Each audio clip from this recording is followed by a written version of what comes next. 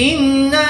أرسلنا نوحا إلى قومه أن أنذر قومك من قبل أن يأتيهم عذاب أليم قال يا قوم إني لكم نذير مبين أن اعبدوا الله واتقوه وأطيعون يغفر لكم من ذنوبكم ويؤخركم إلى أجل مسمى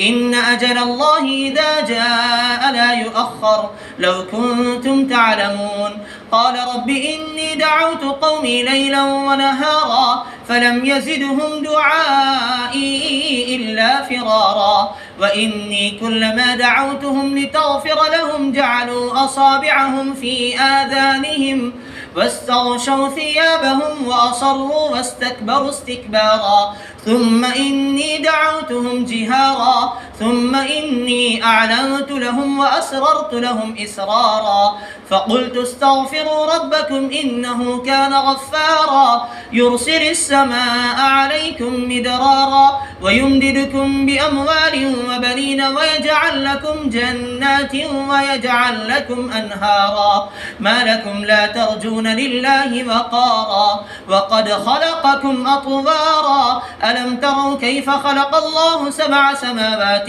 طباقا وجعل القمر فيهن نورا وجعل الشمس سراجا والله أنبتكم من الأرض نباتا ثم يعيدكم فيها ويخرجكم إخراجا والله جعل لكم الأرض بساطا لتسلكوا منها سبلا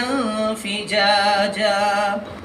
قال نوح رب إنهم عصوني واتبعوا من لم يزده ماله وولده إلا خسارا ومكروا مكرا كبارا وقالوا لا تذرن آلهتكم ولا تذرن ودا ولا سواعا ولا يغوث ويعوق ونسرا وقد أضلوا كثيرا ولا تزد الظالمين إلا ضلالا مما خطيئاتهم أغرقوا فأدخلوا نارا فلم يجدوا لهم من دون الله أنصارا وقال نوح رب لا تذر على الأرض من الكافرين ديارا إنك إن تذرهم يضلوا عبادك ولا يلدوا إلا فاجرا كفارا رب اغفر لي ولوالدي ولمن دخل بيتي مؤمنا وللمؤمنين والمؤمنات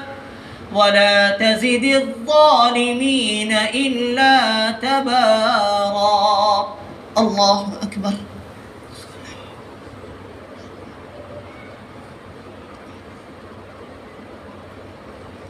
سمع الله لمن حمده